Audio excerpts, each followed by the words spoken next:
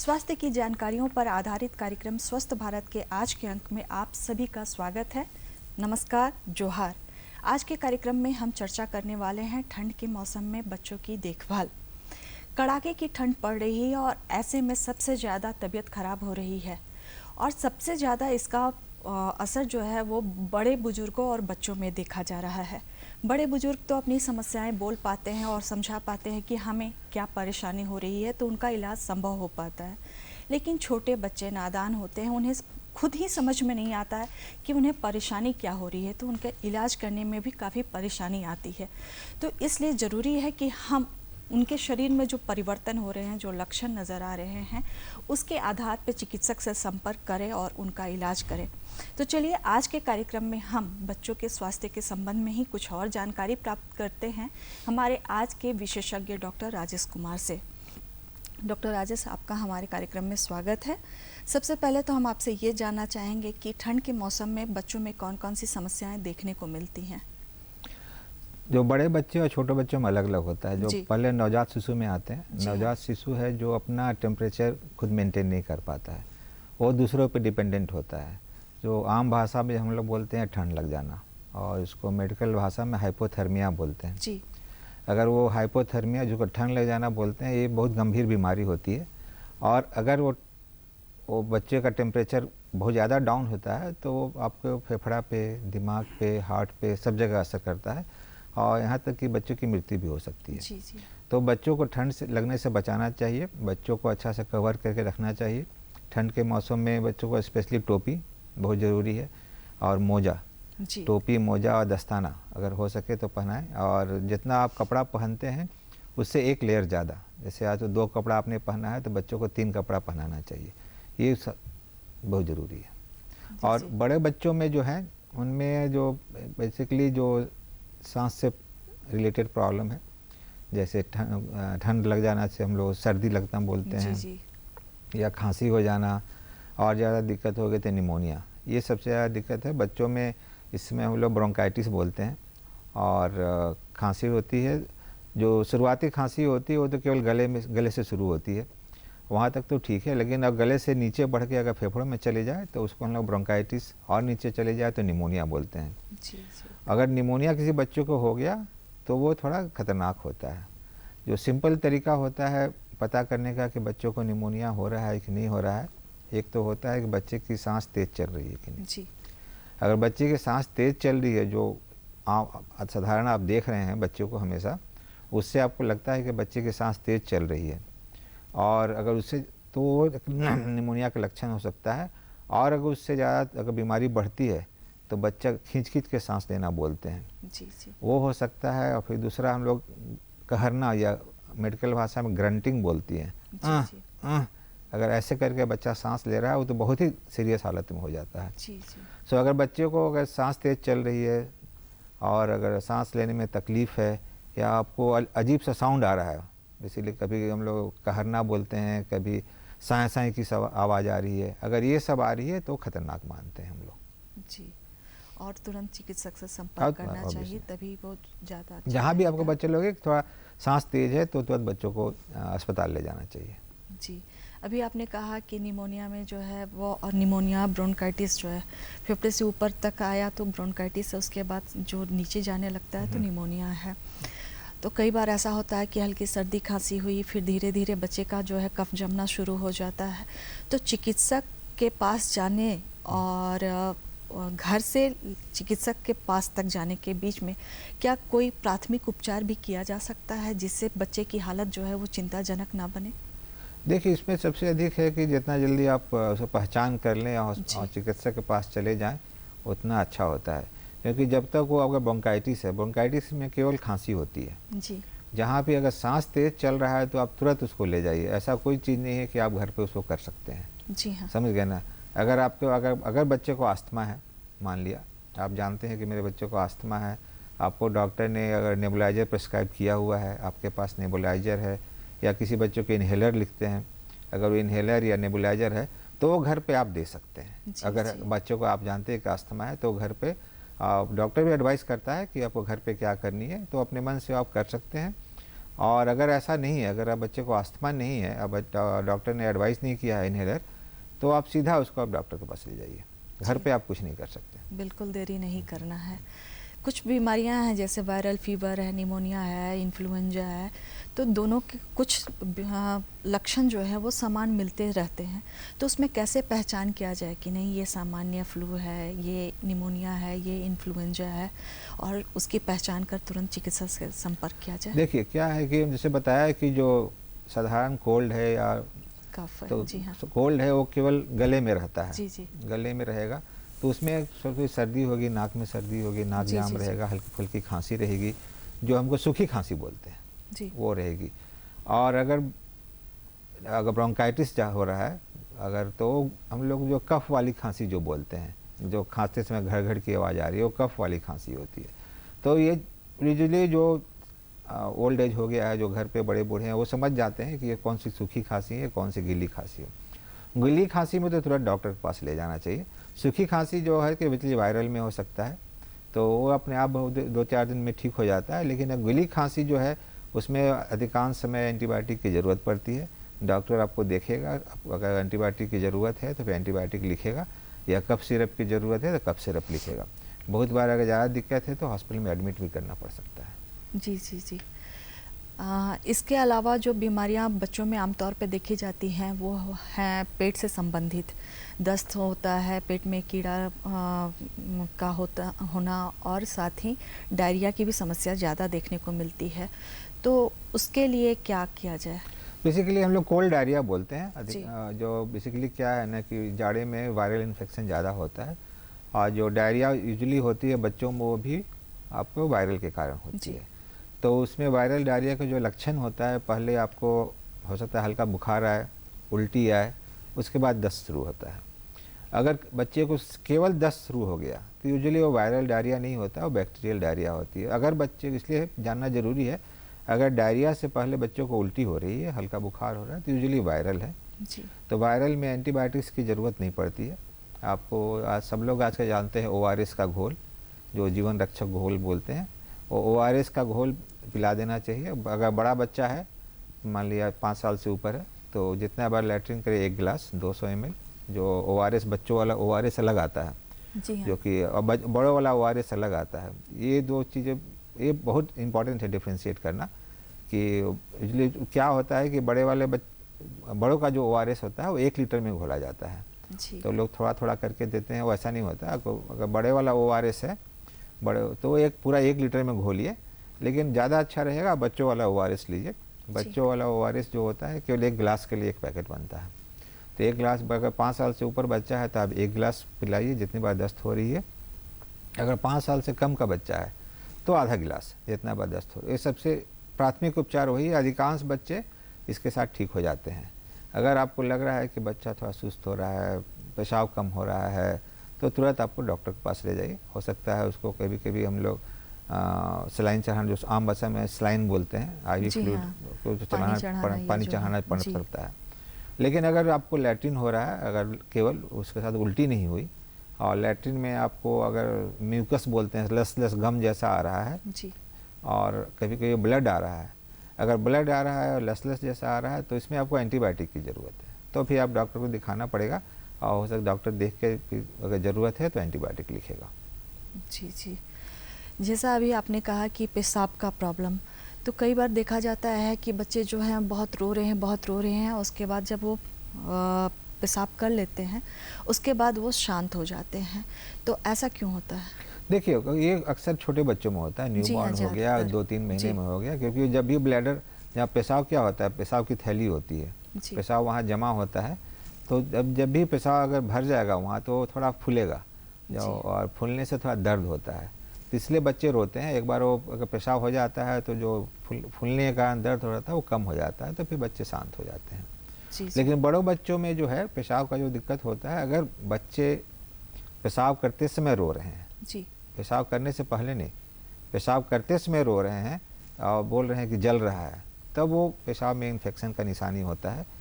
बड़े बच्चों में, छोटे बच्चों में यूजुअली हम लोग पता नहीं कर पाते भाई क्यों, कब पेशाब है, इन्फेक्शन हुआ कि नहीं हुआ, लेकिन उनमें एक जो हम लोग जान सकते हैं कि अगर छोटा बच्चा दिन में मान लिया पहले 4 बार पेशाब कर रहा था, अब दिन में 10 बार करना शुरू कर दिया, जल्दी जल्दी थोड़े थोड़े अमाउंट में करना शुरू कर दिया, तब हो सकता है वो इन्फेक्शन का निशानी हो पेशाब में।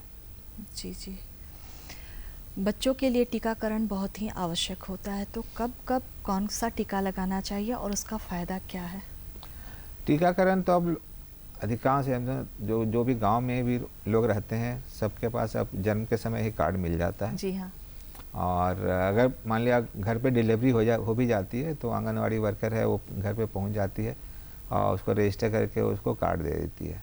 तो सबसे अच्छा है कि उस कार्ड में सब चीज़ लिखा रहता है। बिल्कुल, ठीक है, वो सब चीज़ किस लिखा समय रहा, पर वक्त देना लिखा है, रहता क्या है। देना है। और अगर डेट ऑफ बर्थ से ले डेट भी, अगर वो जो आंगनवाड़ी वर्कर या फिर नर्स जहाँ डिलीवरी हुआ है बहुत बार डेट भी लिख देती है कि इस डेट को आना है, तो वो जो लिखा रहता है उसको फॉलो करना चाहिए। ऐसे मैं बता देता हूँ कि एक टीका जो पहले जो होता है जन्म के समय लग जाना चाहिए, इसको BCG बोलते हैं। BCG हो गया, और पोलियो का ड्रॉप हो गया, हेपेटाइटिस B हो गया, ये इमीडिएटली आफ्टर बर्थ, मतलब 1-2 दिन 3 दिन के अंदर लग जाता है हॉस्पिटल से घर जाने के पहले।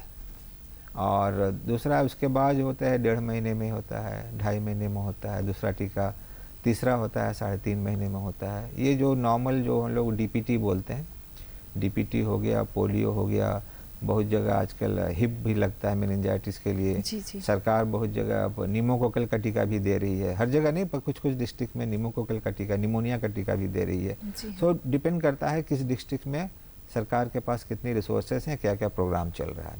लेकिन DPT और पोलियो तो सब जगह रहता है, और हेपेटाइटिस B ये हर जगह रहता है। अगर HIV का टीका और निमोकोकल का टीका डिपेंड करता है आपके प्रोग्राम पे। और ये हो गया। उसके बाद जो होता है फिर 9 महीने में टीका होता है, जिसमें जो मीजल्स का बोलते हैं। जी हाँ। फिर आपको 1.5 साल पे होता है बूस्टर बोलते हैं। जी हाँ। ठीक है, फिर 5 साल पे होता है जो बूस्टर बोलते हैं। सब चीज़ कार्ड में लिखा रहता है, आप कार्ड को फॉलो कीजिए। जी जी जी। आपने कहा कि कार्ड में लिखा रहता है, उसके अनुसार फॉलो कीजिए और टाइम टाइम पे टीका लगवाते रहिए।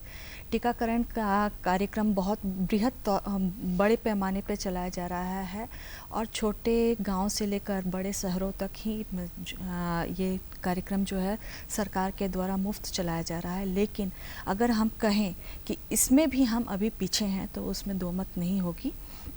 और अभी भी कई जो अभिभावक हैं वो टीका लगवाने से हिचकते हैं, और कई बार तो ऐसा होता है कि 2-4 टीका जब तक आंगनबाड़ी सेविका आती है लगवाती है तब तक तो ठीक रहता है, लेकिन उसके बाद जो टीके छूट जाते हैं तो ये हिचक की वजह से कि अरे वो उम्र चला गया है और फिर से लगवाएंगे टीका तो हो सकता है कि कुछ दूसरा उल्टा पलटा हो जाए, इस वजह से कई और लोग नहीं करते। तो यहाँ हम जानना चाहेंगे कि जो टीके पीछे छूट गए हैं 1.5 साल के बाद, जो 5 साल का है, 10 साल का है, 15 साल का जो डोज है, अगर वो नहीं दिलवाया गया है तो क्या उसको फिर से जब समय मिले आप लगवा सकते हैं? हाँ, ऐसा ये बहुत अच्छा क्वेश्चन है। अक्सर लोग आते हैं, अक्सर देखिए ना 1 साल भूल गए क्या करना है। हाँ। लेकिन आपको जब याद आए आप टीका लगवा लीजिए। ऐसा जो अगर मान लिया किसी का 4.5 महीने का टीका छूट गया तो 6 महीने में याद आया तो 6 महीने में लगवा सकते हैं। 9 महीने का टीका भूल गया, 11 महीने में याद आ गया तो 11 महीने में आ गया, तो आपका टीकाकरण फिर शेड्यूल स्टार्ट हो जाएगा।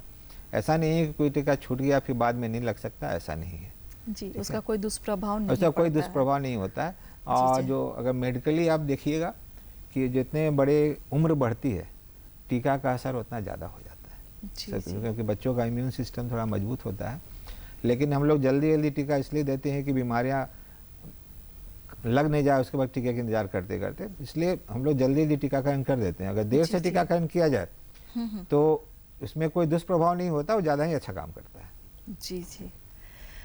ज़्यादा ये देखा गया है कि बच्चों का ज़्यादातर विकास जो है बहुत तेज़ गति से जो विकास होता है वो होता है आपके नवजात शिशु से लेकर 10 वर्ष की उम्र तक बहुत स्पीड से विकास होता है उनका। तो शारीरिक और मानसिक विकास के लिए उनका जो प्रोटीन, आयरन, कैल्शियम, विटामिन ये सब की आवश्यकता जो है उसकी क्या भूमिका होती है? देखिए, जो बच्चों का ग्रोथ है डिपेंड करता है कि आप कितना खाना खा रहे हैं। कैलोरी बोलते हैं, कैलोरी और प्रोटीन, ये 2 चीज़ें इंपॉर्टेंट होती है। तो बच्चों का संतुलित आहार जो बोलते हैं जो घर में बनता है वो काफ़ी होता है। और जो 2 टाइम 3 टाइम 4 टाइम जो खाना होता है यूजुअली जी बच्चों का, वो सब जो घर में बनता है वो अच्छे से खिलाएं, वो काफ़ी होता है, उसमें अगर कोई दिक्कत नहीं है। दूसरा होता है एस्पेक्ट की जो माइक्रो न्यूट्रिएंट्स बोलते हैं, जैसे आयरन हो गया, बेसिकली जो बच्चे जो होते हैं, आयोडीन है, आयोडीन तो आजकल नमक में मिला रहता है। जी हाँ। तो आजकल आयोडीन की प्रॉब्लम जो है वो ख़त्म हो गई है, यूजुअली जी। सारे जगह आयोडाइज नमक ही मिलता है। आयरन का होता है कि बच्चों के जो छोटे बच्चे होते हैं न्यूबॉर्न, इमीडिएटली तो नहीं शुरू करते, अगर समय से पहले बच्चा पैदा होता है तो हम लोग जल्दी शुरू करते हैं 1 महीने के आसपास। लेकिन जो समय से बच्चा पैदा होता है, इसलिए हम लोग जब ऊपर का खाना देना शुरू करते हैं उसके साथ हम लोग आयरन का ड्रॉप भी शुरू कर देते हैं, ठीक है। वो हम लोग कभी 6 महीना कभी 1 साल तक देते हैं। साथ में विटामिन डी, आजकल यूजुअली क्या है कि बच्चे घर से बाहर नहीं निकलते आजकल, जो शहरों में अक्सर कि जो शहर में धूप नहीं मिल पाता, तो ऐसे बच्चों में हम लोग विटामिन डी भी लिखते हैं, छोटे बच्चों में जन्म से ही लिख देते हैं 1-1.5 साल के लिए। और आयरन, इन सबों में आयरन सबसे ज़रूरी है क्योंकि वो आपके मस्तिष्क के विकास के लिए सबसे ज़रूरी। तो और जब एक और चीज़ आप देखिए कि बड़े बच्चे जो आते हैं, जो मान लिया 1.5 साल 2 साल का हो गया, सो मिट्टी खाने लगता है, दीवार चाटने लगता है। जी हाँ। ये जो होती है कभी कभी ना आयरन डिफिशिएंसी की निशानी होती है। अगर बच्चा चूना खा रहा है, दीवार चाट रहा है, ज़मीन चाट रहा है, इसका मतलब उसको कि मिनरल की कमी है, इसलिए ऐसा कर रहा है। वो बॉडी ऐसा खोजती है कि हम मिनरल कहीं से और ले लें, समझ गए। अगर वैसा बच्चा कर रहा है तो फिर डॉक्टर को दिखाइए, हो सकता है उसको एनीमिया हो गया हो, आयरन की कमी हो, तो डॉक्टर उसका सिरप लिख देगा, वो ठीक हो जाएगा। जी जी। इसके अलावा अगर पौष्टिक आहार की बात जब हम कर रहे हैं और पौष्टिकता का अभाव हो, यानी खाने में विटामिन डी का अभाव हो, विटामिन ए का अभाव और विटामिन सी का, तो क्या इसका कुछ दुष्प्रभाव भी बच्चे पर पड़ता है? देखिए, विटामिन डी की कमी से तो होती है कि आजकल जो रिकेट्स बोलते हैं हम लोग, उसकी हड्डी कमजोर है ना विटामिन डी से।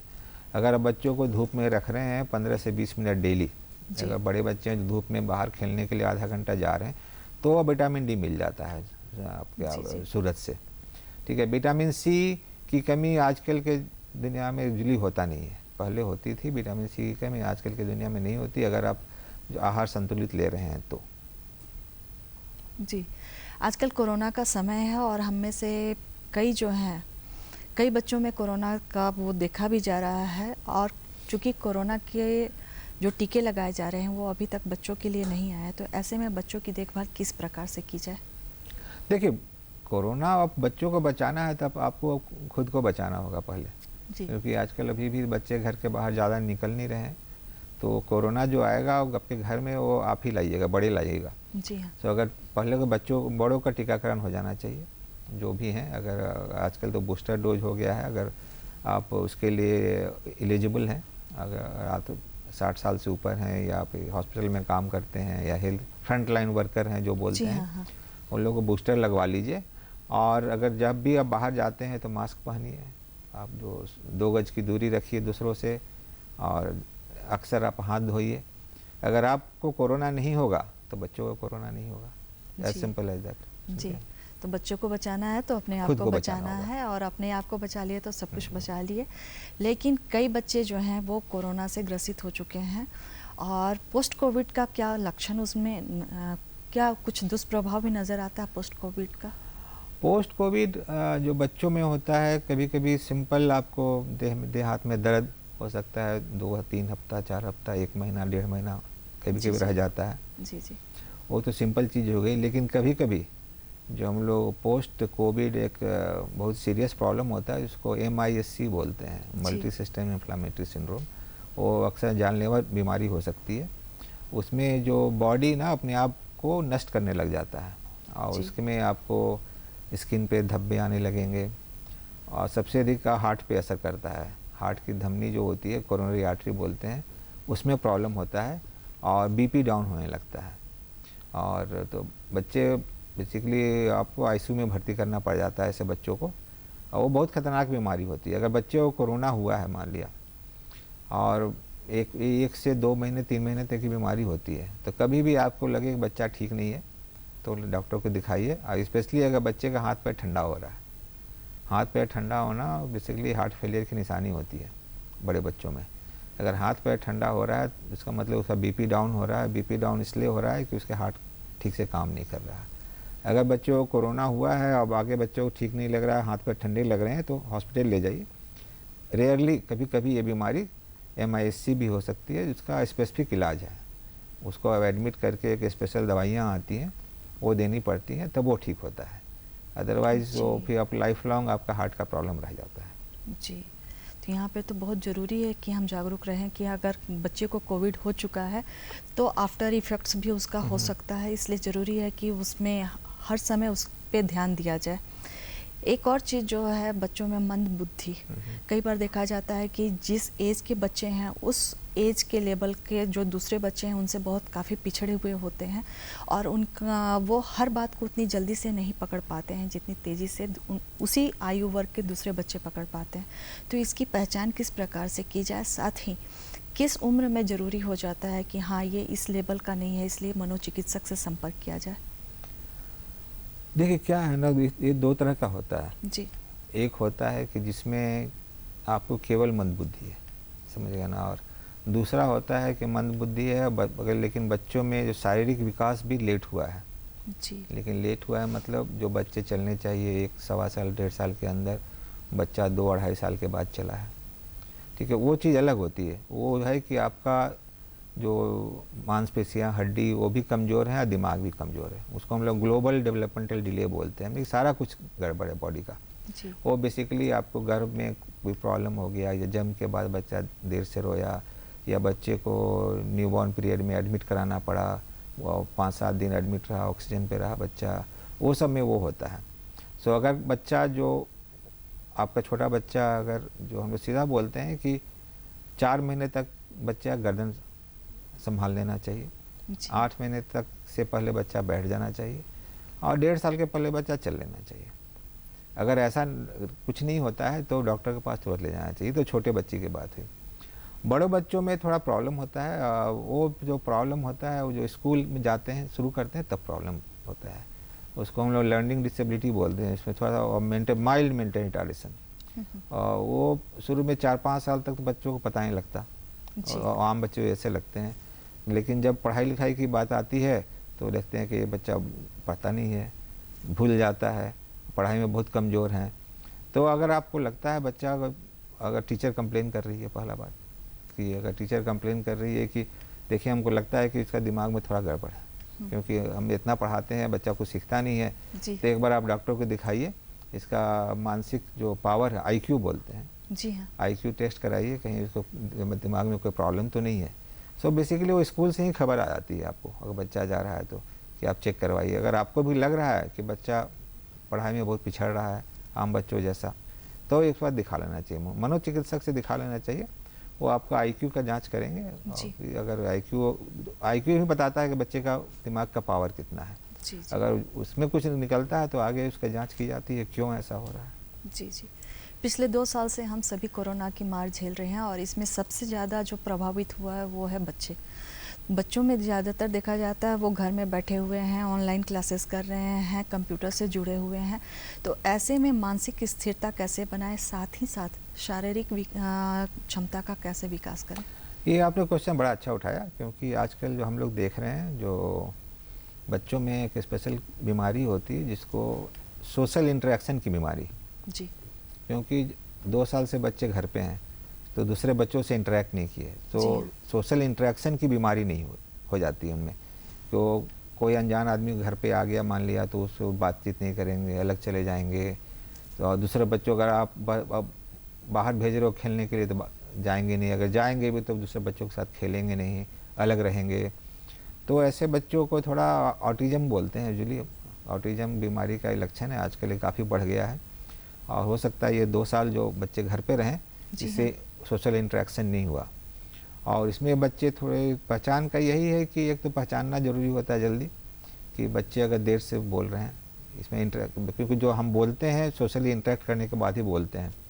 तो देर से बोलना, अब फिर अपने आप में मगन रहना, कोई दूसरा आ गया घर में, ध्यान पता नहीं आ गया हो, अपना काम में लगा हुआ अपना खेल रहा है, कोई आया गया किसी मतलब नहीं, दूसरों के साथ खेल नहीं रहा है, तो इसको ऑटिज़म बोलते हैं। और इसमें आपको डॉक्टर को तुरंत दिखा देना चाहिए कि देखिए हमको कुछ लग रहा है, ऐसा तो नहीं है प्रॉब्लम। और जहाँ तक प्रिवेंशन की बात है, प्रिवेंशन की बात है कि अब दूसरों से इंटरेक्शन बढ़ाना। यही आपको, अगर आप बच्चा, आप बेसिकली न्यूक्लियर फैमिली में प्रॉब्लम होती है कि बीवी मियाँ बीवी एक बच्चा है, जी हाँ, तो उसमें अब कोई तीसरा आदमी है, चौथा आदमी है नहीं। तो अगर ऐसा है तो उसको बच्चे को नानी दादी के घर ले जाइए, वो कुछ ज़्यादा परिवार वगैरह ज़्यादा हो जाएंगे वहाँ पे, उनसे अट्रैक्ट करेगा, समझ गए।